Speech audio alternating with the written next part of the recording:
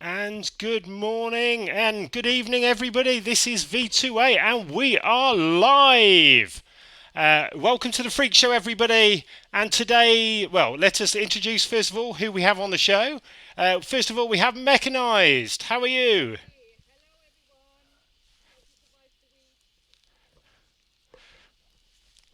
Okay.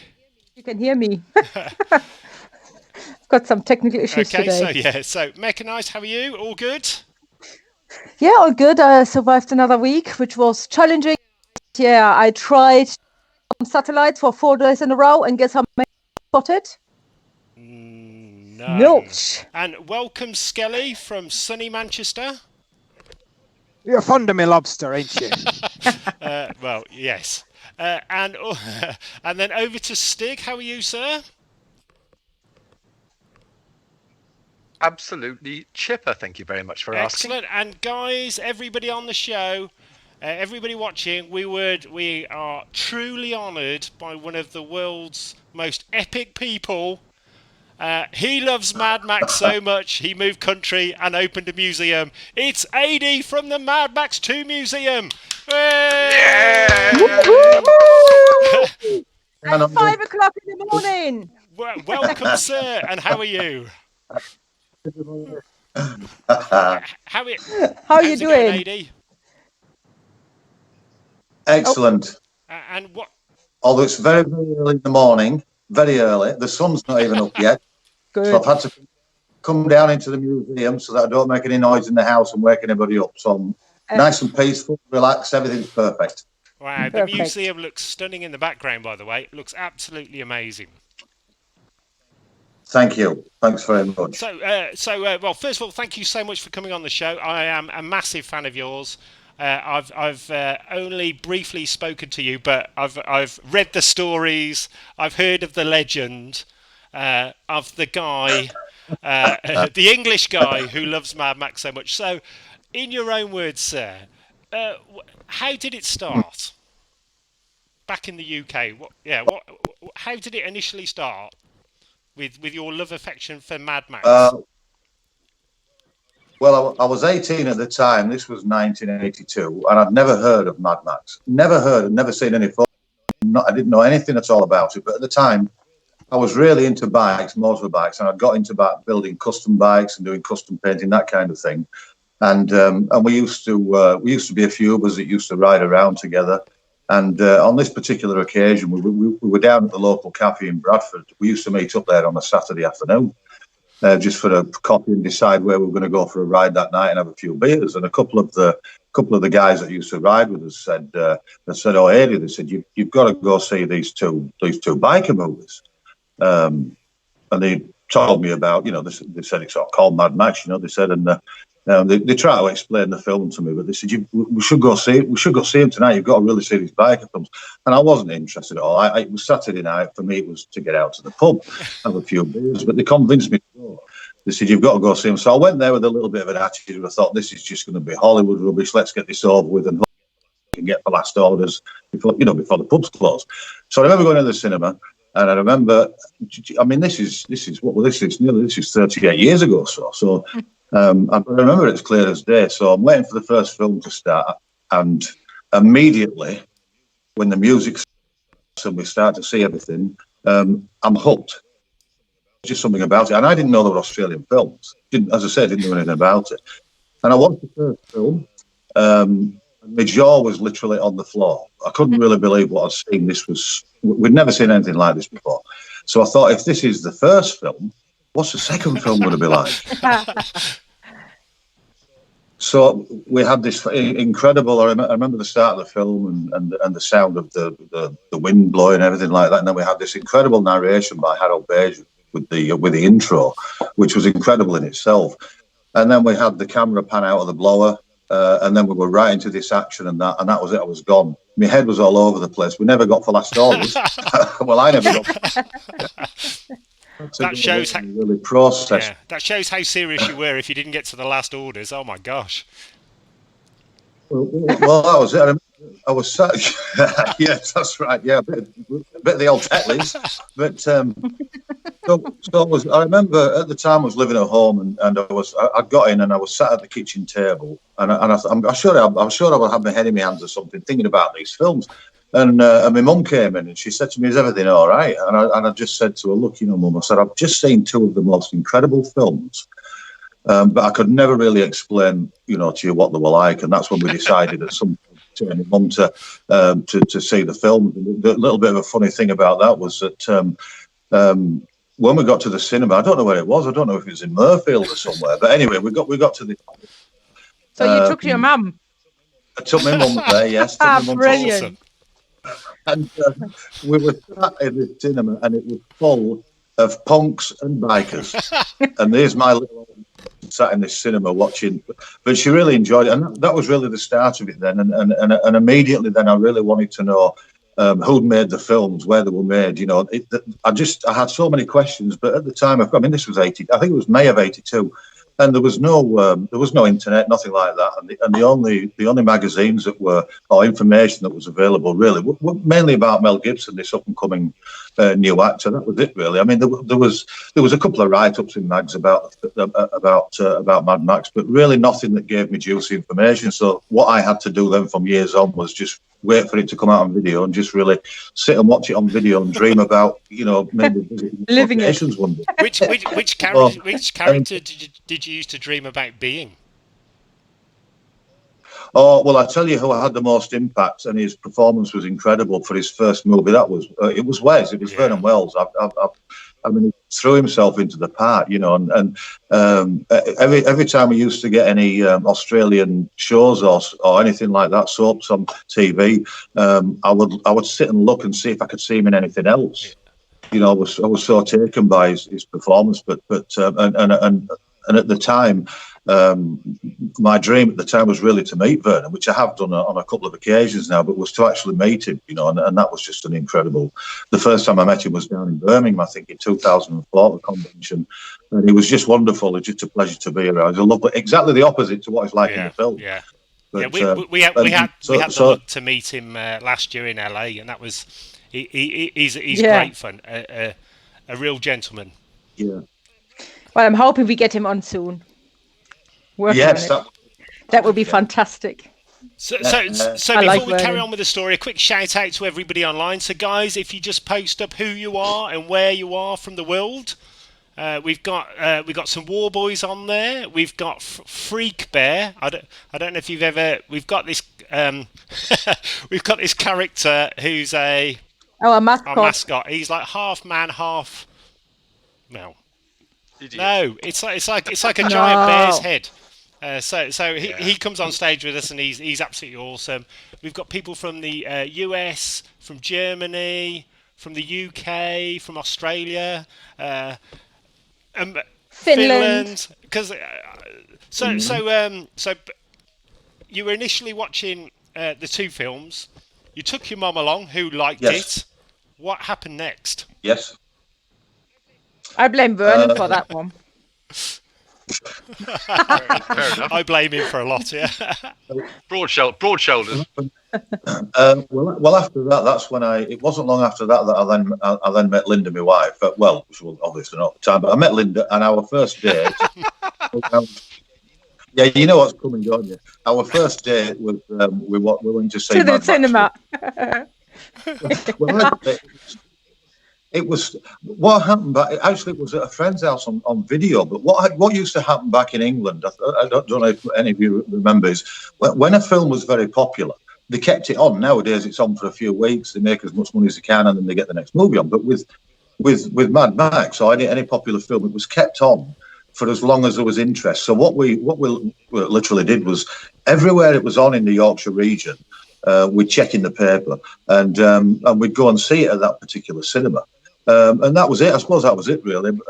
Just a bit of an interesting story about when I booked. This was '86, and it was the start of '86, and I'd booked tickets at the ABC Cinema in Bradford, and it was showing Mad Max 1, 2, and 3. It was a trilogy special. It was a special going. And at the time, Linda was 8 months pregnant, and we hadn't the name for the youngster that's coming along. Oh no, Max. No, Rocket no, Man's no, there's about that as well. It wasn't Max. Of course, as you probably know, poor Byron Kennedy was killed in '83 in a helicopter crash, which Yeah. was so sad. And at the end of Beyond Thunderdome, of course, you have that little ... for Byron, which was a little tribute, of course, for Byron. And immediately when I saw that, I just turned to Linda and I said, if this is a boy, it's Byron. And it was actually, it was a boy. We got to call him Byron. Oh and my one of God. a really great thing, wonderful thing that happened is that Byron Kennedy's sister actually contacted us. Just to say really hello, just to introduce herself, and she was telling me that she had a son as well, and she named her son as well Byron, which I thought was a lovely little thing. But yeah, so that was kind of that was. But then moving on, I'm just trying to think of the next thing I did that really. There wasn't really much up until the point of I think it was about. I think it was the year 2000, because up until that point, really, what I'd done is I'd just kind of enjoyed watching the film over and over again. Yeah. And growing up. Can I ask you a question? Because you said you are very much a biker dude. So did you do all? Did you build your own custom bikes and followed after the film, or not at that stage? Yeah, I mean, I'd got into I kind of got into motorbikes when I was about 14, but then I could legally ride one at 16. But I'd met a friend through the scene. I mean, I was only new into the kind of biker scene, but I'd met a friend. His sister was married to one of the Satan slaves, which was like a Hell's Angels group in our around. Well, they were from Shipley, but which is next door to Bradford. Oh, they were in Worcester as well. I remember them. Brilliant. Yes. Yep. Well, so I felt really I felt pretty good with myself that I knew this guy whose sister was married to a slave, and that's really what kind of got me into the custom bike scene. So. Kind of knocking about with these lads. I kind of, that's what really got me into putting these things together. And I've always been a pretty good artist, and I've always loved airbrush work. So I got into doing airbrush work, and that's really what got me into my trade as a panel beater and a painter later on in life. But so I was, that's what I was doing. I was actually building bikes from an early age. We just get any bike, and we could do it over a weekend. We could chop the seat down and buy a peanut tank from the local custom shop and a banana seat, and we had an instant chop in a weekend. Yeah. That's really what it was like. It really wasn't about really trying to look for the best bike, or it was just about getting out there on the road, having a few beers, having a laugh with your mates, and that kind of thing. And it was a good life. It was a really, really good life. Well, first of all, a big shout out to Daniel. He, your son that you left in the UK, he's online. He says hello. But so that's Brian. So who's Brian then? Byron. Byron. Okay. Byron. Yeah, this is Daniel. That's Byron. Yeah. Is Byron on there? Yeah. Is Byron on? Daniel's on there. Daniel from. Is Daniel on as well? But I have to tell you what happened with Daniel. Okay. I'm getting confused with these texts. I don't know. Okay, yeah. So Daniel. Spelling's not a great German strong point. Fuck off. Yay, the first of the night. Well, we told Daniel when we first came to Australia to visit, and then we went back. We said to Daniel, because he's a bit of a ladies' man, and we said to Daniel, do not be getting anybody pregnant. We're moving to Australia. Yeah. By the time he had his visas, he had 3 kids. That's the best advice a dad can give. Don't get pregnant when you go to Australia. Well, big shout out to Daniel. He's going to come to work. You should have listened, Daniel. You should have listened. We're going to try and grab Daniel to one of our shows in the UK once lockdown's back off again. Okay, so you're in the UK. You're in the glamorous city of Bradford, which is well known as being a post-apocalyptic landscape. Okay, that's. Yes. So what happened next? How did it sort of move over to Australia? Well, Well, I'd gone through there was a bit in 2000 where I actually bought a coupe from. Actually, it was an Aussie coupe, but I bought it from Texas. That's the car that I built and brought with me. So that's the one I had in England. So, and I was really, really happy with that. But the one thing I wanted to do was to visit the location of the obviously the Mad Max 1 and 2. The problem was. I was even though I'd flown back in I think 1969, 71 was the last time I'd been on a plane when I was a kid when we'd gone to the States. But I was really really worried about getting on a plane. It's not as they say, it's not the flying that's a problem, it's the crashing that's the problem.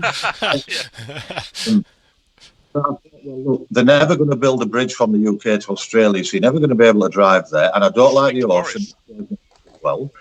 So I wasn't going to get on a ship. So I thought, right, this is it. So in 2004, we decided that we were going to come over to Australia. It was only a couple of weeks because we didn't have much time. But that's what we did. So we came over to Australia. We did the sites, as many sites as we could of the first film, which was just incredible. And also what I did, I took little actually, I should have been careful because they looked like little bags that, the drug dealers used. But I was putting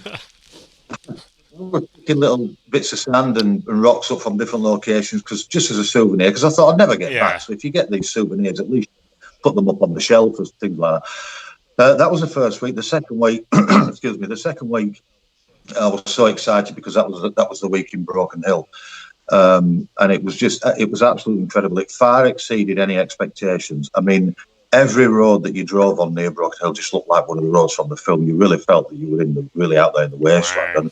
And the night we were there, we got to the Silverton Hotel, which is just incredible, so iconic. We grabbed a beer, and then we drove out to the Monday Lookout, and that was it. For some reason, it felt like I'd come home. It really felt like this is where I was supposed to be. And I remember saying to Linda, I said, "Do you think we could? Do you think you could live here?" Well, just to keep me happy. Good old Linda. She said yes. But that was a big mistake on her part because she didn't realise that when we got back, I was going to set the ball rolling.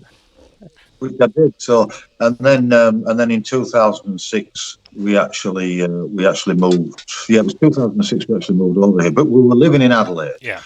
So, but I'll just go back. When we were in Australia, I mean, it couldn't have been any better. I couldn't fault anything at all. This is how excited I was to be here, and to I was absolutely in my element. But the one thing that I thought was really odd about being here in Broken Hill was that, I mean, this really is the Hollywood of the Outback. I mean, there's so many famous people in it. They're filming all the time, but there was nothing at all to represent or for tourists to see any of the films. Priscilla, Razorback, numerous films have been shot here. There was nothing that people could really see. So I just had this thought in my head that if I was ever lucky enough to either live in Broken Hill or Silverton, where we are, that I would definitely try and do some kind of display, if I had the means to do it. But at the time we were living in Adelaide. But I was coming up here sometimes with the family and the lads, sometimes with Linda and the lads, or just sometimes on my own. And I'd come up and stay at the Silverton Hotel, and I'd catch up with a few people. One in particular, Ian Mitchell, that was unit runner on set. It was Mel Gibson's driver. It turned out to be literally my right arm when I moved out here. But I just enjoy life, and I remember. I was really pushing it. I shouldn't have been. I have to say that throughout my life with Linda, I've been so selfish and she's been so patient, and she's kind of allowed me to do things that normal husbands wouldn't be allowed to do. Exactly, yeah. And spending the money on a kitchen that we always wanted, and building an interceptor, that kind of thing. And then eventually when we could afford to get the kitchen of Linda's dreams in the house in Bradford, we moved to Australia. So you can kind of been really, really selfish. So I kept saying to Linda, look, I said, I really want to move to Broken Hill or Silverton. Anyway, I pushed it a little bit too far. I think really I was more focused on, I think it was clearly focused on Mad Max and living in the Outback rather than thinking about I was in my element. I loved England, I loved Bradford, but at the same time I needed to be here. But I wasn't really taking Linda into account. So she said to me one day, she said, look, She said, "You've literally brought me to the ass end of hell, and now you're." So you can imagine. So I thought, no, don't be like this. Just be happy in Australia. You're only 6 hours away from where they made the film. I know that sounds a lot. It was to me when we first came here, but now it's really nothing to do that distance. It's all relative to where you live, of course. And then I left it for a while, and I was happy to just come up here. And I got a job, a trash repair shop in Adelaide, which I really loved. I had a great boss. Everything was great. And then I went on the net one. I don't know why I went on the net. Nobody asked me, but I went on the net one day and just happened to look at properties for sale. As you do. As you do. Fatal. And I just found that it's not the property we got, but it was a property just over the way over here, and I just happened to turn to Linda, and now I did say this very sheepishly, and I was ready to duck. duck. I did say to her, "Oh," I said, "the old Peter Brown gallery for sale in Silverton," and then she said, "Well, you better put a bid in for it then." Ooh, that was me ticket. Wow. That was, I knew it. Yeah. But unfortunately, that fell through. So I thought, well, don't worry. There's, as long as I know now that kind of Linda's on side with this, that's pretty good. And then, my screen went blue. Then was that normal? It said, "Who is Rodney?" Is that right? Oh, I don't know. I've no idea who Rodney is. Somebody saying hello from Rodney or hello to Rodney. No idea. Carry on. Hello, Rodney. Most of the chat builders Hello, Rodney. Say hello to Hi, Rodney. Okay. Also, Hi, Rodney. Guys, wherever if you you are. can start putting your questions up, we'll start reading them out later on. So get your questions ready. Start typing them in. Aid, carry on, sir. So you were looking at the art gallery, which fell through. Before you do, we have a lot of people that have added the Mad Max 2 museum to their bucket list, including Mama Giddy wants to get over there. Imperator Devious.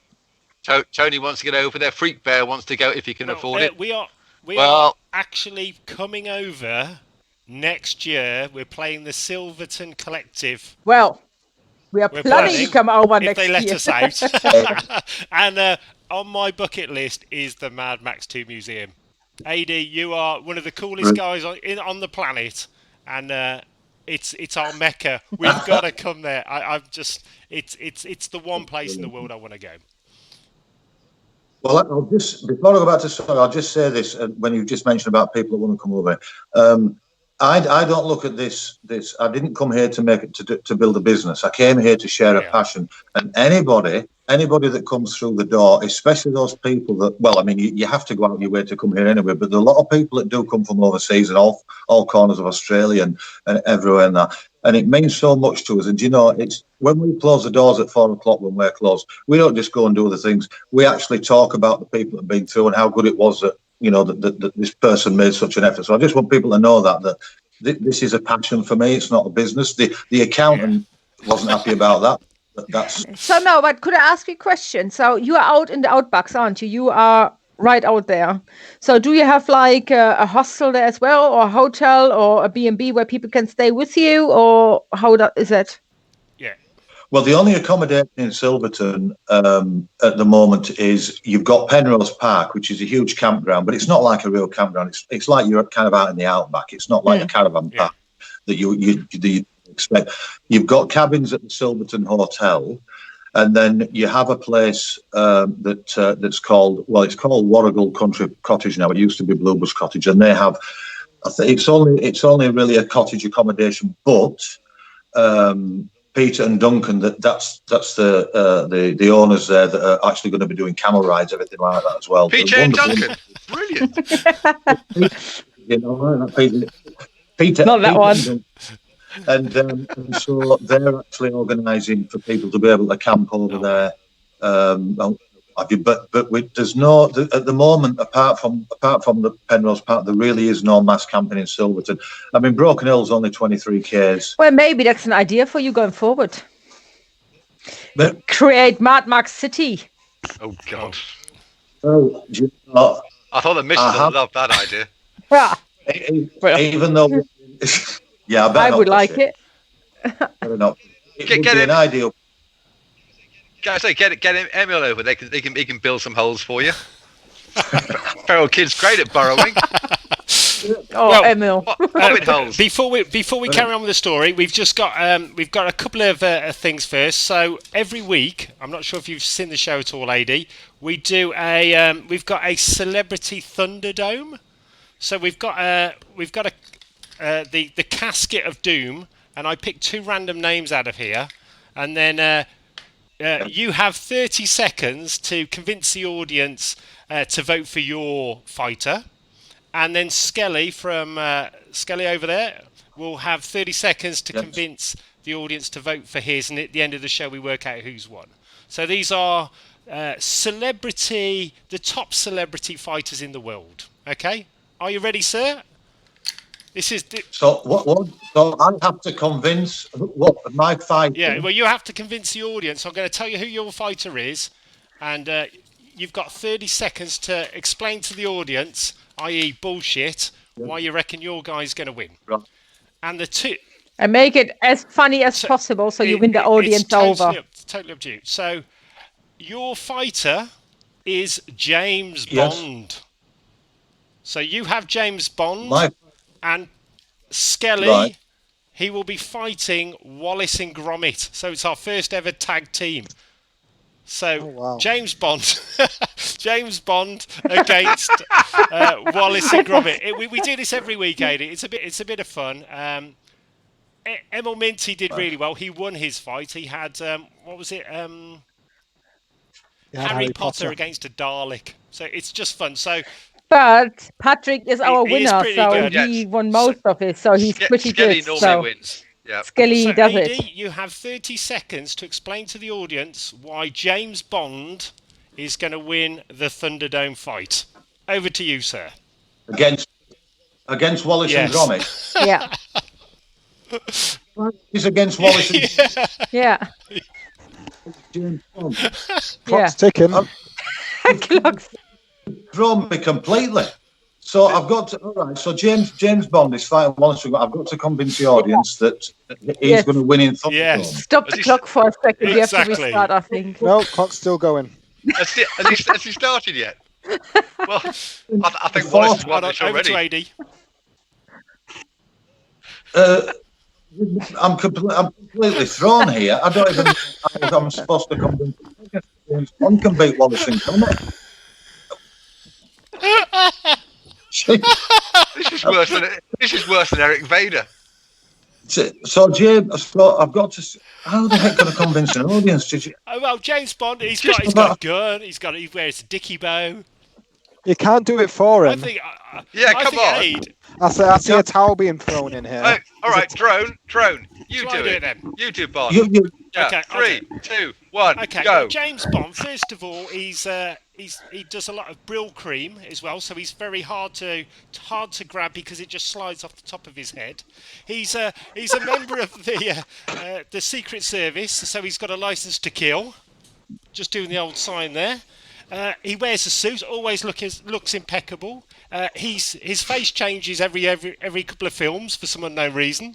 I'm not sure how that's going on. He loves pussy galore, so I think it's an instant win. Wallace and Gromit, who are they? Bit of plasticine from Bristol. Easily. 3, 2, 1, boom! There you go, Aid. I helped you out there, sir. But I would never. Go on, Skelly. Over to you. 30 seconds for Wallace and Gromit. All right, well, it really comes down to a battle of gadgets, and James Bond relies on Q Branch to supply all his fancy gadgets, and I think they're on strike this month anyway, whereas Wallace, he makes them all himself. He's super rich from controlling the World Wensleydale trade, and he knows that James Bond, he has a real weakness for cheese, so he'll be able to lure him into a cunning trap. And speaking of cheese, all the shagging around he does, he's loaded with STIs, so all he has to do is go, Gromit, Shabans, and he runs in and he bites him on the crotch, gets him right in the cooter. James Bond goes down, and whilst doesn't he have to kill him, he gets him in an embarrassing situation with some zany armed machine, tears him apart, and then drives off in his motorbike and sidecar. And it's a win, and we get better than a Shirley Bassey theme tune. Okay. Hey, that was like Okay, boom. audience, you have that was a good fight. You have till the end of the show. So, is it James Bond is going to win the Thunderdome fight, or is it Wallace and Gromit? That's Everyone gets cheese if I Everybody win. gets cheese. So a couple of questions first, Aid, before we carry on with the story. I have a question from Steve Schultz. Oh, yeah. Steve? Yes. Have you ever been bitten by a snake? I wonder why. I believe there's a funny story about this. And possibly where? Yeah, where as well? Smile on your face. Details. Okay, so I'll tell you what with right. Okay, so I had to nip out one day to lubricate my toe ball electrical joint with some WD-40 because it wasn't working. Dirty. Yeah.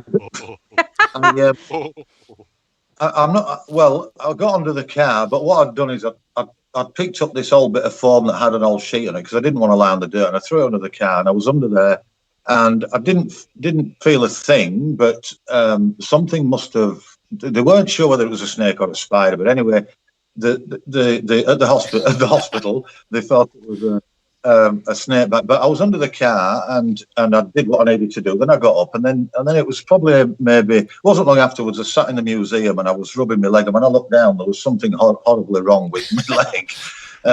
Horribly wrong is never a good statement, is it? When I rub my leg, there's always something horribly wrong. That sounded wrong, Mark. That sounded not even more wrong. It was meant to Okay, be. so did your legs swell up, or did it go a funny colour, or? Yeah, it swelled up, and I had this huge patch. And actually, when I look now, you can still see some of the patch. But anyway, I just I went for a lie down. When Linda came back, I don't know where she'd been, but I went for a lie down. I said I didn't feel good. I felt all a bit numb and funny and everything like that. Anyway, she took me down to hospital, and yes, they said they were unsure whether it was a venomous spider. They thought it could have been a snake that was passing and just maybe give me a quick nip or something. But I did. Yeah, so I did get bitten by something that could have been either a spider or so that sounds very lethal. So there's a question now come from your son. So, who is your favorite son, and in which will you leave the museum to? That was Daniel. That was Daniel. Yeah, not Byron. That would have had to have been Daniel, because he always says that your favourite son behind. I think has he got a straight answer out of you yet? I doubt it. I want to do it official now. Good try, Daniel. Well, we've also got Daniel's lawyer and accountant on here as well. So be careful how you answer this. You want in the bank detail? I think we had a question from Martin Nitro Wyatt. What's your favourite exhibit? Which also goes in a bit like Tina's question of if you had to save only one item, what would it be from the museum? So same thing really. What's your favourite or what's most valuable or to you? It's really difficult because I appreciate everything from the tiniest little bit to everything. But if I was to save one item, there's three. The three I'd like to save, but the three are the Boomerang music box and the recently acquired fork that Mel Gibson eats a dog food with. But it's really, really difficult. If I was to probably pick one, I think probably the most recognisable and the thing that people talk about the most would probably be the Boomerang. That's if I was to if there was an emergency and something happened, I have to grab something. It would definitely be that. But everything. All the bits and pieces I have, I feel that there's just as one's important as the next. But as I say, if there was just the one, it would definitely be the one. I have a question from Emil Minty. So the Feral Kid asks a question every week, actually. It's becoming a bit of a feature on the show. So he said next time he's over to the museum, he would like to... Yes. He's not sure of the boomerang. Is it possible for you to get the boomerang out, and he wants to have a go at throwing it just to make sure it's not broken and it actually comes back? Well, I can save him the trouble because when we got it from Bruce Lampstead, the sound mixer, Bruce had thrown it and he said it doesn't come back. That's because it's embedded in somebody's head. So is a boomerang that doesn't come back, isn't the technical term for it a stick? A stick. A stick. Yes, that's right. So So we got up to the point where you were looking at the art gallery. The art gallery fell through. So how did you then end up with the museum?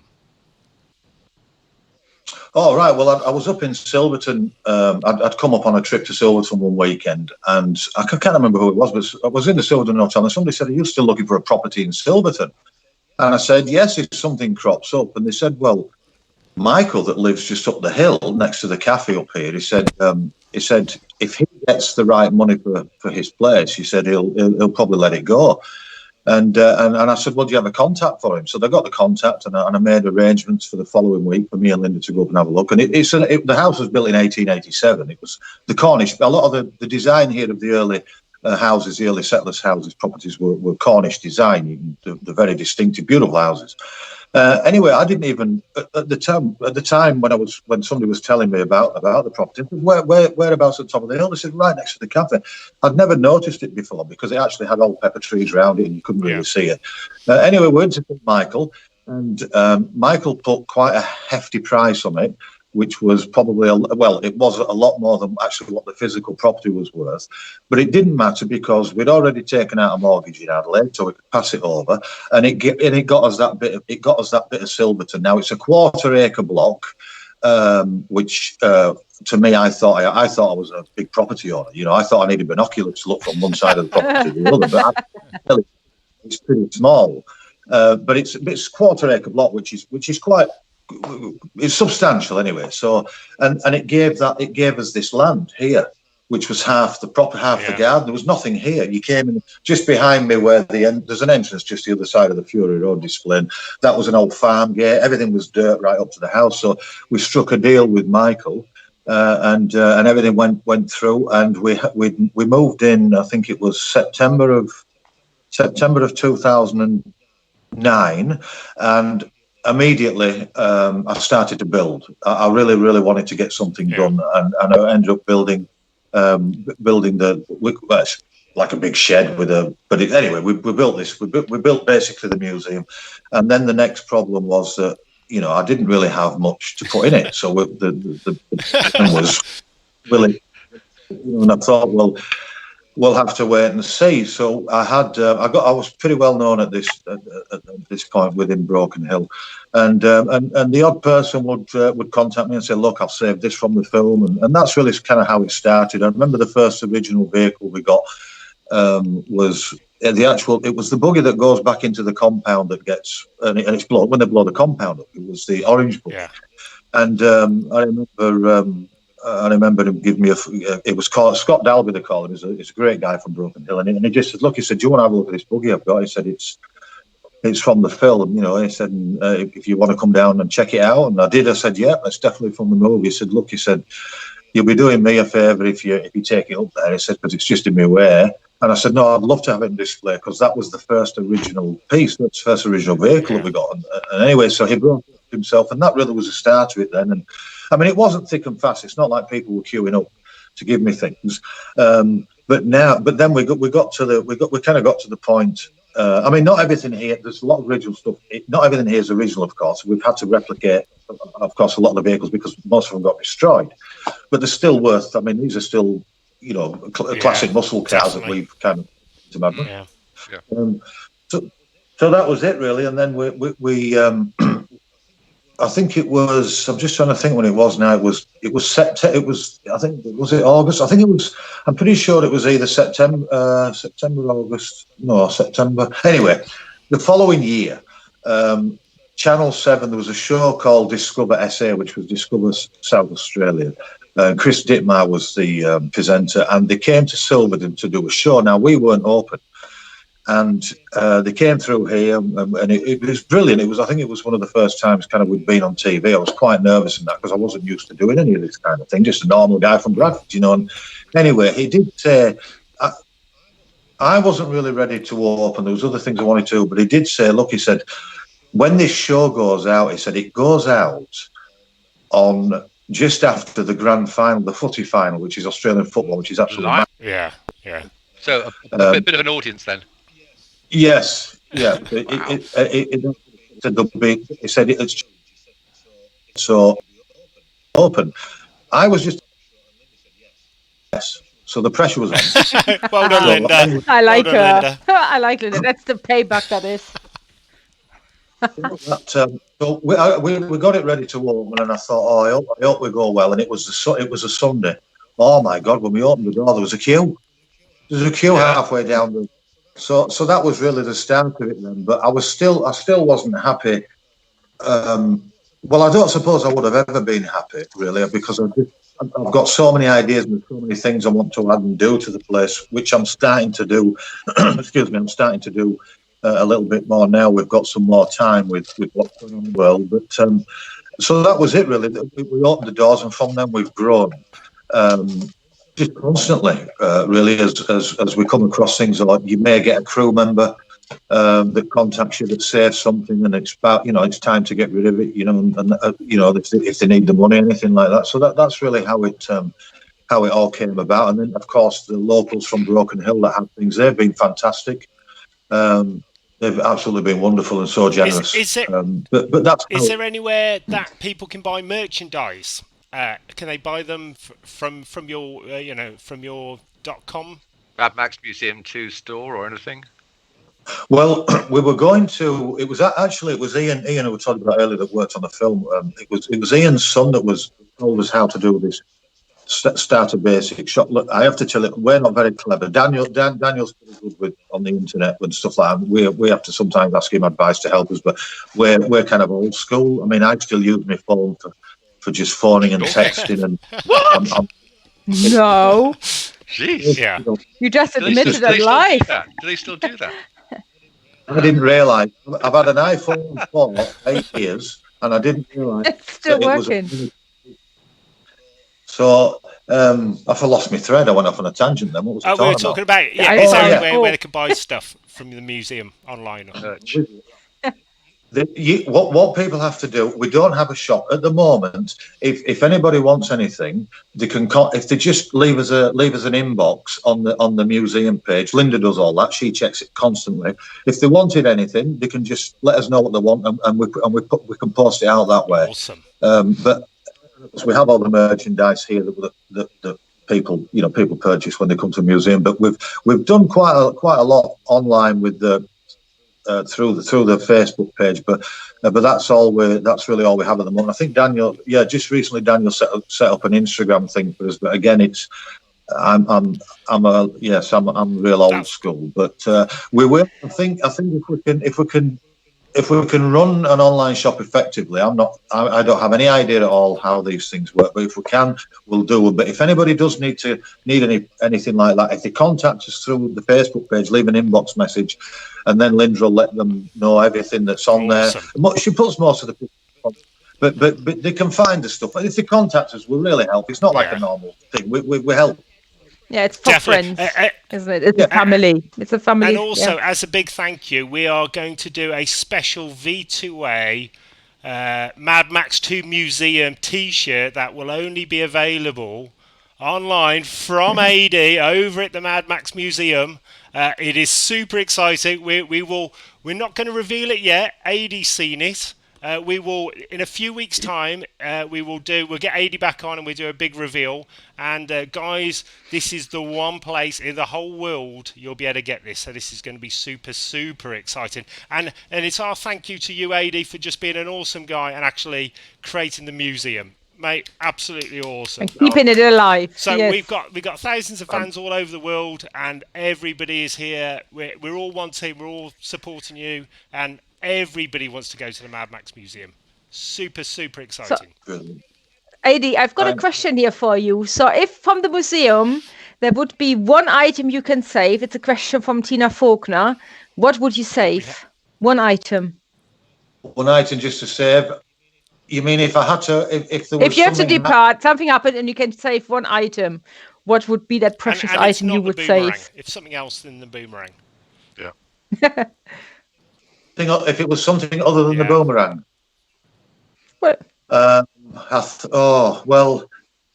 The till. This is the till. The till. Only can be Mark. Sorry. Well, I wouldn't want to be obvious and say things like one of the cars or like the Interceptor, the replica. Yeah. Because but from an original item from the film, I think. Well, again, there is. We've got the original little music box, and of course the fork that's actually probably still got Mel Gibson's DNA. But I do have to say that just recently, Jerry Gorsler, one of the stuntmen, has become really, really close, and I've just managed to actually put it on the Facebook page. I just managed to acquire. I know it sounds like not too exciting, but his script and call sheets. Oh my God! Oh wow! All annotated. It's fantastic. This stuff has all got what they call it when it's all got. But his partner Laurel, she saved every single piece. Now there's notes and letters in there from different people, including George Miller, and there's also deleted scenes and things like that. So I think that, to me, I don't think there would be anybody that actually saved as much as Jerry had with all this paperwork. So I probably think I would grab that because it's so complete. Yeah. As I say, every note, anything that was written down on a note to him and passed to him, whether he had to meet up with another stuntman to do a particular scene, any note put under his door, everything was saved. And to go through the deleted scenes, things that were actually going to film or film that didn't use, I've never seen that before. I couldn't believe it. So I think that would be. Well, last week we had Mark Sexton on, who's doing the story writing of Fury Road. So he said the same. They had like 12,000 storyboards, for Fury Road, plus the ones which were then not released. And it's like, what happens with it? And he said, we burn it. Like, no, don't. Keep it. Keep it. Don't burn it.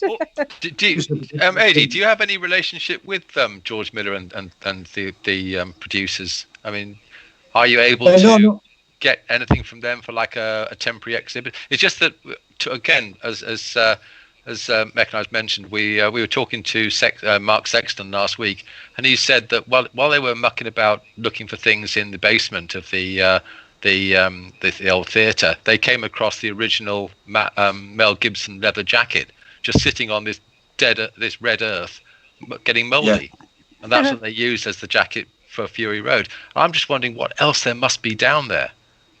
I mean, it just seems. Well, you done a lot of groundworks there, didn't you? I've seen a documentary from you, where you did a lot of intensive groundworks. Yeah, well, did you? what we're going to say is, by the way, Adi, we didn't realise you're a film star as well.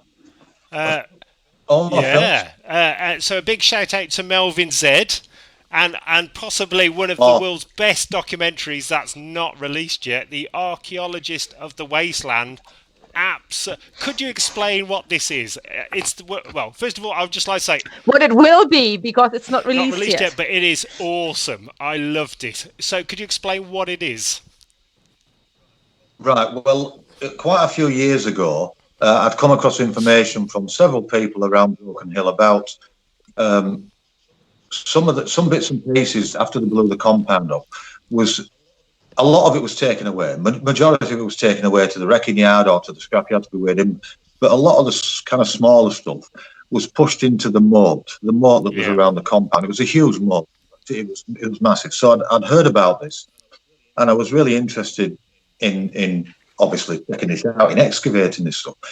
But the problem was, it was a problem at the time, but we got permission. But the problem was it was actually Aboriginal land. It was sacred land. Now, over the last 40 years, the land rights and the respect for this land has grown. It's not the whole rights have tightened up and everything. So you really need permission to do anything, which is only right. Which is Anyway, I was the same. Again, sorry. The same as Ayers Rock, same as Uluru. Exactly the same as that. So, and the pinnacles, actually, a lot of people probably don't know this, but in the film you see the three pinnacles. You see when Max and the gyro captain's looking at the compound, the one in the distance is the nearest to the Adelaide Road, and then when Max is up his camp, you'll see a little one behind him. That's at the Pinnacle mine. It was a mine that was working there at the time, but you obviously didn't see in the film. So the middle one that Mel Gibson and Bruce Spence were on, that's the sacred pinnacle. That's the one that, not worship, but that's the one that was classed as sacred. So that was going to be we thought that was going to be a real hurdle to get across. Anyway, we went to see Maureen O'Donnell, who was head of the land council. I think it was the Willie Carlier tribe. I think it was, or Willie Carlier people. Anyway, I thought I dropped George Miller and the crew in it, because I explained to her what we'd done, and she didn't. Have they not seen the film? You did a giveaway. That's our bloody wrong. Yeah, well, Maureen was only under the impression that they'd originally been asked just to drive cars and ride bikes around the area. You know, she wasn't aware they were going to take 500 ton of sacred dirt out of the ground. Anyway, Oh dear. They put it back. It went up in the air a bit. well, there's another story about that as well, because we actually, I'll get to that bit, but so Maureen was all for it. So she said, look, because it was like a double-edged sword. The way we put it to Maureen is, if we were allowed to do this dig, not only would it benefit the museum, but it would also, we would look at it as saying a thank you, and also it would cleanse the land. We'd take everything out. yeah, that's it. Yeah. Kind of Maureen said to us, well, are you taking everything? I said, look, we will take every last bit of rust. And we did. Melvin will tell you that. We took every little bit of rust that was left, everything like that. So now, I mentioned, excuse me, when Melvin was over on one occasion, I told Melvin about this. And all of a sudden, I saw this kind of light bulb go off in Melvin's head. And he contacted this production, I think it was somebody he knew anyway in France, or I think it was France, and put this idea that he thought it might be a good documentary, the link between Mad Max, of course, the dig, and of course the indigenous land, the Aboriginal land. And they ended up sending, Melvin eventually went back to France, but they sent him back with all this equipment and everything to do this documentary, to film this documentary. But I remember when we've done I probably shouldn't, no, because it's going to come out. I won't spot, because I don't want to do any spoilers. Yeah, no spoilers. But let's. No, that's it. Oh, People, they should be very excited, because it was the most awesome thing. I'm so grateful that I could see it. It was amazing. Seriously, I can't wait for it to be released so that people actually can see what work went in. It's just like breathtaking, absolute astonishing. Well, it's funny because when I took one of the versions of it, because I know it was tied in with things, but I took one of the versions round to Ian Mitchell, who worked on the film one night and when we sat and watched it with his wife, Kath. And even though they were involved with the dig as well, Ian was, and even though they knew the outcome, she said it was so well put together, it was so well done, that even though you knew it didn't matter, you were still you still had that expectation, and you wondered what was going to happen. And I've got to say that I mean, Melvin was brilliant, but all credit to the editor. I haven't met him, but I know he's a great guy. I think his name's Richard Raffort, the editor that did it. Because editing is not just a case of taking different clips, putting it together to make something. You have to understand that you've got to make these clips. You've got to have that funny part, definitely, where people, and the emotion. And when I first watched it, I just thought to myself, "Geez, this guy knows what he's doing." And Melvin told me, he sits in this little room. He's got a few action figures from movies and things. He's got a couple of screens, but he sits in this room with his fizzy drink and his sandwich, and he just plods along with this thing. This guy's a genius. Actually, I'm sure Melvin told me that he does a lot of editing. Hello, Sean. Sorry, I had to do a wave out. Yeah. Hello, Sean. Yeah. I'm sure he said he did. Well, I know that he did a lot of commercial, but I'm sure he worked on one of the Transporter films with Jason Statham. I'm sure. Yeah. Wow. The quality stunning. is brilliant, and also it's like not giving anything away. It's like Indiana Jones meets Mad Max. It is brilliant. I can't wait for the next one. I thought seriously, it is awesome, mate. It's I'm just awesome. looking at the time, because we have to get our slots in what we repeat every week. So, and one of my section is Never Have I Ever. So there are two sections. I give two choices, and one is right and one is wrong. So one's the truth and one's a lie. So AD, you in the audience can try and guess. So I will not give it away. So we have to all guess, and then later on we then announce what was the right one. So the guys on the chat can try and vote on which one they think is right, is actual truthful, and which one is false. But because Mechanized is quite a mad German lady, they're all very believable. So It's a bit like Would I Lie to You? exactly. Yeah, exactly. Something like that's it. Very Yeah. similar. Very similar. Over to you, Mechanized. Okay, so never have I ever been driven around in the wasteland in a stretch limo, air conditioned, and had a great ride, or never have I ever driven a tank through our city and broke the speed limit.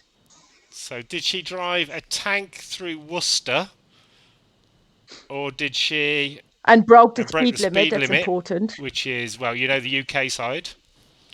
Or did she drive around the wasteland in a Air conditioned Aircon stretch limousine. limousine?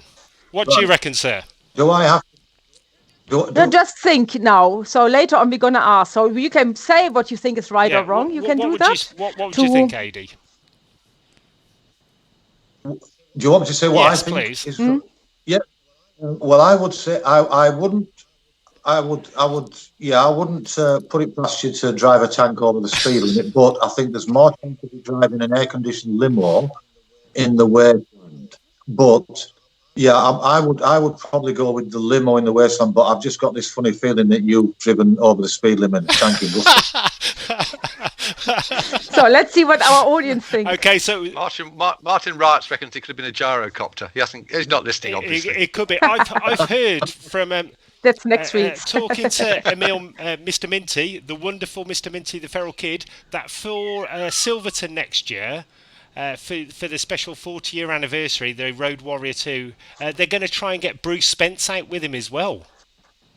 Have you heard that? Yes, yes. Oh, brilliant. Excuse me. I think it. He talked to. Well, I think he spoke to Linda. I think I missed him initially about when he was talking about getting Bruce and I think Virginia. Yes. But I'm sure that isn't Virginia living over in the UK or Scotland she's somewhere? down. I think she's down in London. Actually, she was going to come. We were going to have Mr. Minty and Virginia at our post-apocalyptic festival Haven this year, but at the moment I'm not sure if any festival's on. But yeah, she's living in London at the moment. Right. Okay. Well. Yeah. I mean, no, that would be fantastic. I met Bruce about 11 years ago in Silverton when he was doing a bit of a festival around Australia, which was really, really nice. Then we saw him off at the airport in the morning. Yeah, it was great. And I also met Virginia. Virginia was wonderful as well. So it'd be nice if to get out here. But I met her at the same time. The first time I met Vernon Wells, and she was lovely. She was just so personable, and just so. Of course, Vernon was as well. But yeah, it would be great, if Bruce and Virginia did get out here for that, because it's going to pass quick. It's going to be when we're in what we're now. April. I remember saying we've got 2 years, and now we're down to 11 months or so. Whenabouts is it? We've got a lot. Whenabouts is it? Because we're definitely coming over and playing. Is it April? I think. March 19th, 21st. Right. Yes, March 19th. Yeah, 19th is a Friday, Saturday. Yeah, 19th, 2021. Right, brilliant. Excellent. So, do you have any tips for people from Europe when we come over to Australia? What's Silverton like? What kind of food should we go for? Is there any tips, with sunscreen or anything like that? Right. Well, the first thing, I'll just have a quick drink. Well, while he answers that, can we do bunker and bin as well? We can go for that. Oh yeah, bunker or bid. So you can recover a bit. Okay. Yeah. So this is. Have a breather. Let me just forward. My blank is all right. Doesn't matter, does it? Yeah. What? Yeah, Enos. You've gone to your video thing's been turned off on Skype. Oopsie. Yeah, she's now back. Hey. Oh, you've done your hair again. That's what Yeah, I had to. Well, can you see? It does not even fit in the screen anymore. This is just flipping isolation. I can't go to the hairdresser. It gets longer and longer. You need to turn your laptop on its side. But before we do bunker, can I just say to Adi that Daniel obviously knows which side his bread's buttered and his future, and he said you should have saved Linda. That's a good nice one, Daniel. Nice one. So, to the question, what would you save? The one thing you would save, he says, save Linda. Save Linda. Daniel he's says got to get brownie points for that, hasn't he? He's got to get brownie points. You get a brown nose for that, Yeah. He tries it all, doesn't he, tonight?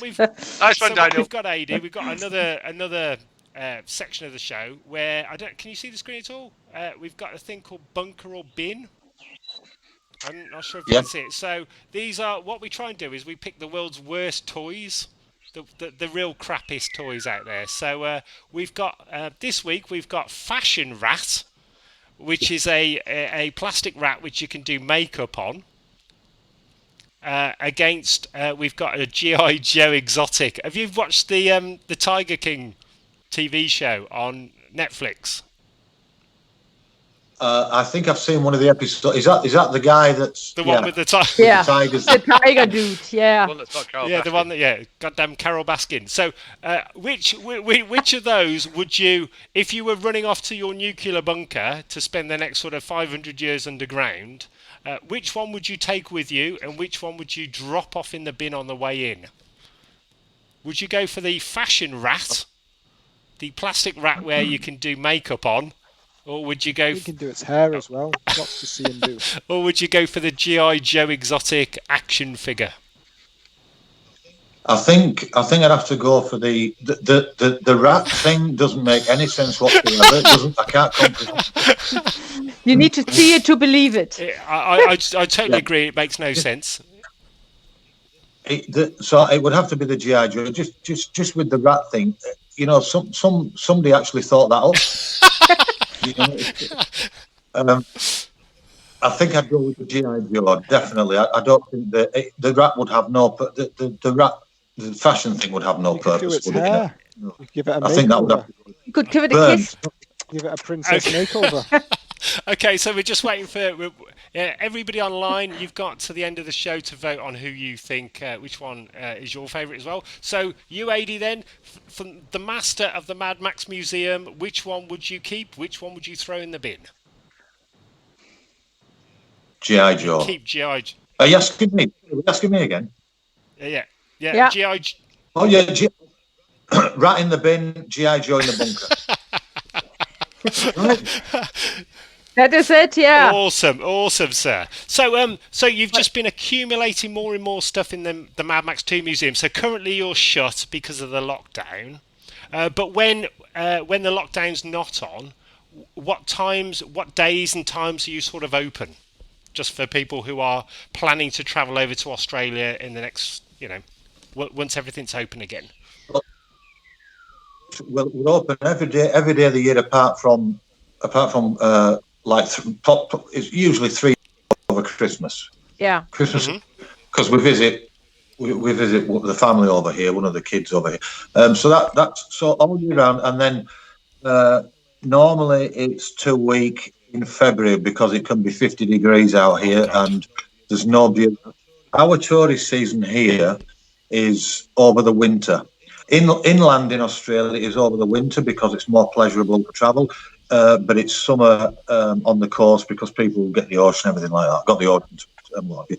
So, but we're all year round, and we open at we're open at 10 till 4. We initially opened when we first opened. We opened at 9 till 5, but we found that there was really nobody around really until 10 o'clock. So we thought, why open earlier when I can be doing other things? So so it's 10 to 4. All year round, but we always recommend, because anything can happen. The thing is, if we get rain out on the Adelaide Road, which is not far from here, the actual entrance, coming in from Adelaide, if we get rain out there and it comes off the hills and the creeks run, if both creeks, Black Hill and Silverton Creek, there's not much gap between. You're stuck. Yeah, you can't get in or out. So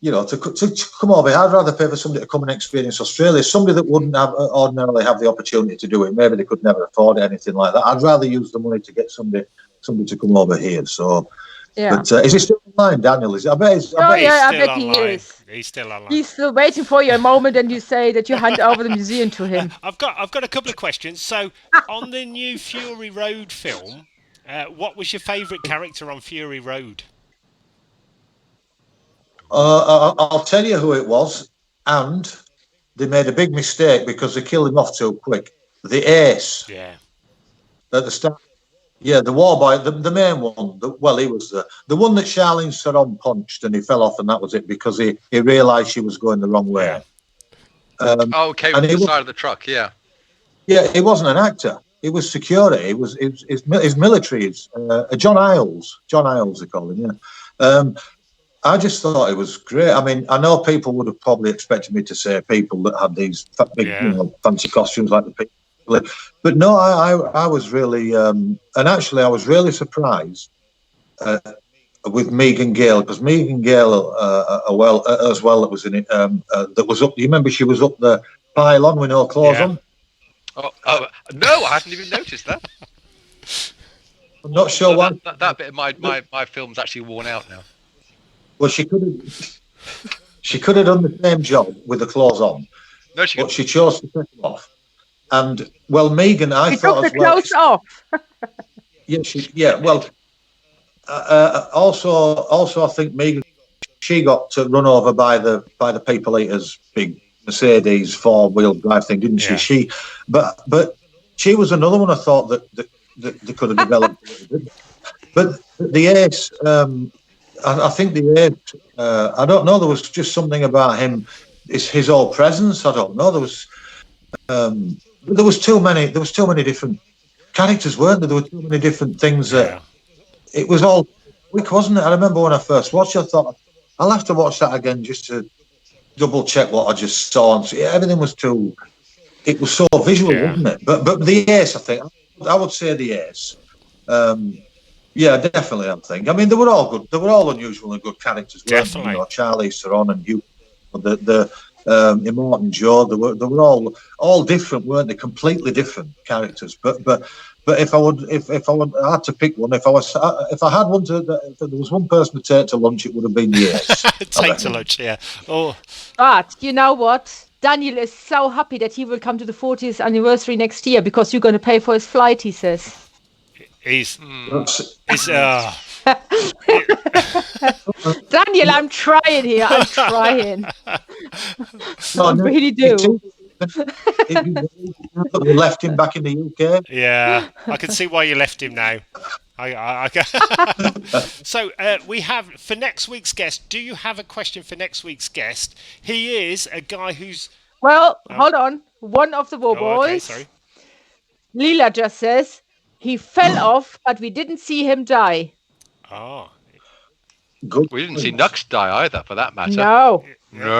Are you listening, Mr. Miller? We did not see Nux die, did we, George? Oh, no, didn't we not? Do you know, isn't it funny that in Mad Max, in like Mad Max or Mad Max 2, when somebody ended up getting thrown off the tanker or somebody, you actually saw them get crushed or get thrown off. That's because they got completely fucked in the filming. They were thrown off. They were killed. I bet it's all the mother milk. I mean, those like that, but when he does that flip and ends up in the ditch. Oh my god! Exit one leg. Incredible. It was, there was no OH&S back then, no occupational health and safety, so they did what they wanted. But no, that's good. That was one of the viewers that's on that just mentioned that, it's funny, you never saw anybody. One of our war boys over in America mentioned that. Was that Whisper? Whisper, You actually didn't see anybody hit the ground, did you? No. She is on the ball. Yep. I must admit, one of my favourite characters from Mad Max 2. Well, first of all, I saw it when I was about 11, and it totally corrupted my whole life, and that's why we've turned out into like a post-apocalyptic band, etc. I wanted to grow up to be a cross between the Feral Kid and Wes. So I was in Worcester. I was an 11-year-old kid. I had a boomerang. I wanted some American football shoulder pads, which is like almost impossible to get in the UK. And I've seen Mad Max 2. Oh, Kevin, you're gone. Kevin, you're Just gone. enjoy the silence. Totally gone. Enjoy the We know a song about that. It's quite peaceful. There. And relax. There's no. Are you, yeah, Ah. sorry. Yeah, as I was just saying. Sorry, I'm back. Yeah. Oh, sorry You about just that. enjoyed the silence. I even gave a little sing-song. But yeah, just totally blew me away. So next week we have on, we've got the Lord Humongous. We've got Tank from the UK. Well, I have to put something in first for the War Boys. They don't die. If they die, they live again. Again, that's right. That's right. I can't hear anybody at the moment. Well, we can hear you. And Yeah, we can hear you. Adi, can you hear me? yeah, Yes. I can hear you. No, we You can't hear you. Oh dear. Hold on, I think. No, I can hear you. back. You're Yeah. back? You can't hear yourself. You shouldn't drink alcohol, you know. It's I not good think for we you. are It's all that on time. mute. Alcohol. Idea. Yeah, Yeah, you're up. You might. No, you're not on mute. have we can got hear you. anything We from can hear you. anybody? No. Yes. Read the Yeah. chat. Read the bloody Hey. chat. Can Oh, the people? dear. I Can the blame people the watching? alcohol. Can you hear anything? Me? No. Well, we can hear you, Kev. I am back on. AD, can you hear me, sir? Back on the Perfect. Yeah, sorry about that. It was all my fault. I had a load of issues on this side. So next week we've got the Lord Humongous Tank from America. Right. Lord Humongous on. Have you as met guest. Tank? Has he been over there? I've met Tank on several occasions. He's been over, and he's been fantastic. He's I think I said this to Tank when he first came over, and I wasn't just saying it. I actually meant it. When you see Tank in it as a humongous, you can't tell the difference. No. I mean, I know, you know, it's absolutely brilliant. We had a guy from Broken Hill. Saying that he mentioned this. He said, you get that guy that was the humongous in the film to come over, don't you? I said, that's not the real guy. I said, that's a guy from America. I said, that's one of the fans of the film. He thought it was the real person. But Yeah, no, he that's is brilliant. just amazing. Well, another thing, we have to bring up the dance video, Mark. So we had Warboy Steve brought in another dance video this week, an video for our fans to challenge on. So and I think Yeah, we had we did. some entries. Did you had a look at the videos yet? Yes. This time I've actually bothered to look at it. Aren't you prepared? I have prepared it. Yes. I've Because got it down I'm to not. two. I've got it down to two. Okay. Which coming in a very valiant second was Freak Bear. Only slightly let down by the fact that I don't think he could actually see what he was doing, which is a slight issue. So I suggest he He's learns. still it before he- learning. He's in the progress. Yep. So the vote goes to Mark Standings, Mrs. Alison Standings. Alison, Window. way! Well done. Freak Bear, better luck next So time. what this is, AD? Are you still on, sir? Yeah.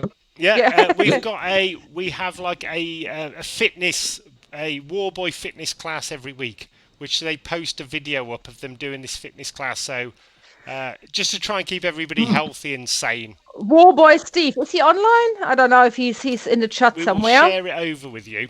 Not seen him. But yeah, so every week we've got this like fitness routine to one of our songs, and people send in videos of themselves doing it, and then we vote on who's the best. To keep all active and still, keep the moves while we are locked Keep in, all the moves. basically. So, Oh, yeah. Adi, So we are Adi, think- as we're just about to finish, have you got any dirt or any funny stories about Tank? Anything that we can embarrass him with next week? No, he's always been a good boy when he's come here. I don't know. There's nothing really I'm trying to think if there is anything. No, there isn't anything that I could embarrass him with. And to be honest, have you seen the size Yeah, of him? no. I don't really Yeah, know. no. He lifted me up on stage, honestly, and I was not even head height with my shoulders. Even when he lifted me up, I'm like, Jesus, mate. Yeah. Hey, that's why we're trying to get somebody else to dish the dirt, not us. We're not that daft. daft. So, yes. So, Anybody you'd like to do a shout out, Aid, before we sign off on the channel? Well, we are not signed off yet. We have to get some results I here, just don't we? Is there anybody you'd like to just do a big shout out to, Aid? Oh, well, I mean, to be honest, I'd like to just give a big shout out to all the fans that have, just everybody that's out there that have been supportive of us and with, you know, just it's humbling, you know. That's all I can say really. So we just hope that everybody at some point can make it out here to the Wastelands and come and see us at the museum. But yeah, just a big hi and a big thanks to everybody that's you know, everybody that's in our post-apocalyptic world. Yeah, and beyond. Awesome. And also a big thank you to you, Adi and Linda, for actually doing it. You know, the mad people from Bradford moved over to Australia and opened up the one and only Mad Max 2 Museum. You know, so awesome. Round of applause, everybody. Absolute star. Living the dream. Living the dream. So I just heard that Woboy Steve is online. So Woboy Steve, did I see that right? You were challenged for a cage fight in America in September. I think he was, actually. So while we're waiting for him to come back, sorry about it all went mute on me. I've got like a mute on my cable and I actually leant on it and I muted myself. You see, it's too much alcohol, you go sideways now. I was drinking AD, I was drinking Old Peculiar. So I'm on the Old Peculiar at the moment. People have now things you're missing from home. People have said that about you, yeah. You can do that here. I'm not sure. I've never heard of Old Peculiar over here. I'm not sure. I'm just you brought it all back to me now. Youngest Scotch thief. Well, the thing is, the thing is, next year when Daniel's flying over, you know, for the flight you're paying, he's bringing you some.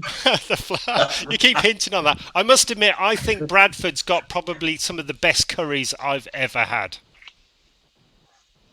Oh, it was a curry capital of the world, wasn't it? It was just incredible. You could every street corner was fantastic. Nothing better was than after a few beers on a night out, you go finish with a curry. Absolutely fantastic. Yeah, that's it. It's a very British thing, I have to say. It is. Yeah, how more English can you be? Have Indian takeaway. Yeah, exactly. Mark, do we have a winner for the Thunderdome? The Celebrity Thunderdome? Was it AD and Drone with James Bond? I think we did really well on that. AD. We tag teamed that against Wallace and Gromit. It was you're going to have nightmares about this, AD, for the next few years. You'll be like, and then they were talking about Wallace and Gromit and James Bond. It was all very strange. It's like to be fair, it's still only about 6 o'clock in the morning, so this is probably just a bizarre dream. It was a very close run thing. It was very close, actually. I was following it up. Who was the winner then, Stig? Yeah. Well, it's not Mr. Bond, I'm afraid. Tag team or not, I'm afraid the skills of Skelly. Exactly. We were robbed. Skelly mate. I don't think you were. Robbed. That's all I can say. Skelly, how many are these now? How many wins have you got in your belt now? He's very good at this. But Mr. Minty beat you though. But Skelly has to do one more thing. Man or cheese. We haven't done man or cheese yet. Man or cheese? Yeah, we have to. That's not explain it because it's more fun than people are confused. Yeah, okay, man or cheese. We have to play man and cheese. Okay, really, this is just truly a bizarre game. Just go with the flow on this. Just go with it. And gut feelings. David Dickinson, man or cheese. Yeah. So, say again, Skelly. Ruin the moment. David Dickinson, man or cheese? So, is he a man? Oh, man. He's a man. Or is he a cheese? Who was that? David Dickinson, the antiques bloke. The one who's like a funny teeth colour.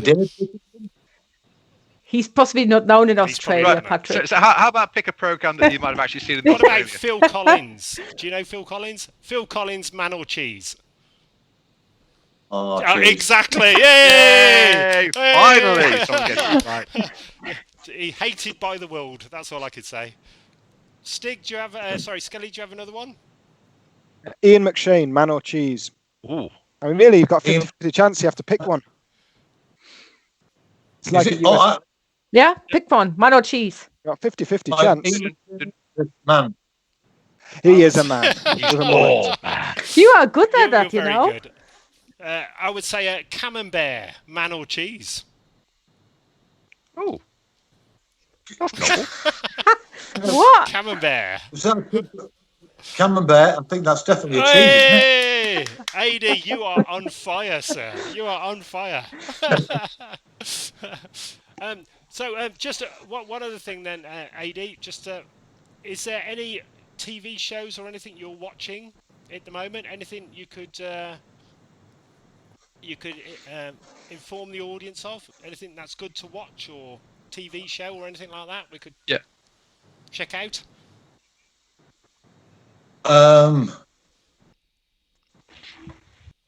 Australian TV. But I have to say, and I'm going to embarrass myself fully here, Married at First Sight, I've enjoyed, and House Rules, My House Rules, the DIY show. But Married at First Sight, I right enjoyed. And I don't normally watch a lot of telly, but those are the ones. Oh, yeah, what else was there? No, I think that's it at the moment. I think that's it. Yeah, Married at First Sight. It's actually finished now. It's actually just finished, that one. But House Rules is still on. I've really enjoyed it. It's really enjoyable. Just sit down. But Can I just say that the most post-apocalyptic thing I've come across on Chatville is that Sam Nicholson couldn't do the fitness video because he can't move because he's been gardening all week. How post-apoc is that? Nice one, Sam. So post-apocalyptic. I think, isn't it Sam's birthday tomorrow? Yeah. So it is tomorrow, Sam. Happy birthday, Sam. Happy birthday, Sam. Guys. That was my dance for you. I think we were supposed to be playing Club Antichrist in London next month, but in June. But at the moment, everything. Well, we haven't heard anything yet. So we had a question on that online. At the moment, it's not cancelled. But, seeing how all the death rates are going with nearly 1,000 a day, I do not think that in June anything is active in this country. So let's wait and see. So we have another month to go. So, but officially, we haven't heard anything of Club Antichrist. So as soon we hear, we will announce. But like the international gigs, everything has been cancelled so far up to end of August. So no shows from V2A anywhere internationally. So we just have to wait and, really stay safe until we can do anything. So AD as well, when we come over to Silverton and we play that next year, we're going to get Mr. Minty on stage with us with our snow cannons, etc. Are you going to join us on stage? Yeah, I think I will. Yes. I think I will. I think I'm going to push the boat. Are you stage diving with me? Well, one of our other sons did that once. The youngest, Adam, did a stage dive and everybody moved out of the way. I might give that a miss. Well, I take Daniel with me. That's a tip because he's coming over with us, yeah. isn't he? So never miss. Exactly. What outfit would you wear on stage? Because you have rather a lot. Is there a certain outfit you think I could wear that on stage? I don't know. I might surprise you. I might have to surprise you. What? Got to wear something. Yeah. I'm hoping for the French-made one. A French-made one? French made in France. I hope you made Chris stick. It wasn't me. Bloody Skelly. One that's white clean. Skelly's got the apron on at the moment. It is. How do you know? and the fluffer It is quite funny that a lot of the Mad Max 2 outfits were sort of very S&M driven, weren't they? Yes, they were. Yeah. Well, she was. Do you know? It's funny because when you kind of look at the description, excuse me, in the script, it's really not what you see in the film. And Norma, which is but Norma did a fantastic. She got an Australian Film Institute award for the costume design on Mad Max 2. And the great thing about what she did is there was nothing there that was outrageously futuristic. It was everything that you could buy in S&M or a sports shop. Pretty incredible, really, including the cod pieces. Do you like that? I like that. It was a nice touch, wasn't it? The little cod piece. Yeah. Didn't need to be. No, we need a cod piece. But Yeah, she did an incredible job. Well, Norma was heavily involved, wasn't she, in the 70s in the punk scene as well. So she got all this, all the ideas from. Yeah, everything about it. Don't get me started on the film. Oh my God, everything about it was fantastic. I'll be here all night. Well, that's what I normally thought the reason they wore wore S&M gear was the only shop they could get to in the future was Wish. That's all they could order from, so that's why they all dressed like that. You know, and it did look like that in the picture. It's as good as any other reason. I didn't look at. Oh man. Oh. I blame the isolation. I do. It's been an absolute pleasure. Hey, recognised? never have I ever. Oh, go on then. So, and the answer is, Mark. What did the audience think? So, AD, what did you think? Did you think it was the limousine, the air-conditioned limousine, or the tank through Worcester? I think it was a limousine. I'm pretty sure I've seen one over at Wasteland Weekend. I definitely a limousine. Well, those who know Wasteland know the answer. Yes. Most people reckon that it should be Mechanized Tank Girl, but they'd be wrong. Because they know me, I get so many speeding tickets. Every time I go to Germany, I get a speeding tickets at least. But a tank is still on my list to do. So yeah, I was driving in the desert with a limo with our good friend from Minnesota. And Will. And yeah, we were going to an interview. Bill, our driver. I think we were going to an interview in Wasteland Weekend. You have to come over, AD. It is absolutely awesome. Wasteland Weekend. It's like you are in the film. They've got a Thunderdome. Like you are living in the scene of the film, and Wasteland Weekend, you're actually being part of the film. But because Bill drove the band to the actual gig round the back of the stage in the limo all the way through Wasteland in this it's a 74 Oldsmobile or something, air conditioned, proper rock and roll. Just like and he got so much flack for not being in in post-apocalyptic, and he just raised the finger. But fuck you, not. This is the band. I think Brilliant. I think we were getting told off until he wound the window down and they realised V2A were in the back because we always cause trouble. We have rule breakers. We're just rule breakers. Awesome. I think, guys, we are coming to the end of the show. AD, it has been an absolute pleasure, sir. You are truly a star. You are living the dream. And everybody in the whole world is excited to come over and see the Mad Max Museum. So we are all coming. Yeah. And I'm so looking forward to meet Daniel. Oh, yes. He'll be looking forward to meeting you as well, I'm sure. It's been an absolute pleasure. I think it's been a good laugh, hasn't it? I'm sorry I'm just a bit on the James Bond thing. But, don't worry, but John came in. And you're still lost. And he knows the rules and you're still lost. Don't rub it in too much. I just did. Sorry, guys. It's been absolutely fantastic. I can't wait to meet you guys over here, and we're just going to have the best time. But it's been absolutely. You're great people. You just thank you. Just people. So in a few, I can't wait to see the museum. Seriously, I cannot wait to see all the detail, because what I've seen, but people haven't seen yet because it hasn't been released, but on the documentary, I just cannot wait to just browse through your shop, to the museum and just look at each single piece and thinking like this is all original. This is part of what we're watching on television. So I can't wait for this. I'm so excited. Fantastic. Also, is there anything you would like us to bring over? Tea bags, beer, curry? I'm not Daniel.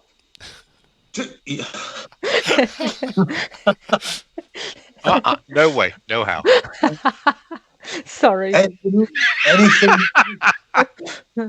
Trying to think now what there is. What the because they do have the English shops here, but it's very expensive. You see, you've got to ship it over. But anything, I tell you what, a box of Yorkshire tea will be fantastic. You can get that a little. Oh, it doesn't matter. Just a little box or whatever. A little box of Yorkshire tea would be fantastic. Yeah. With the V2A.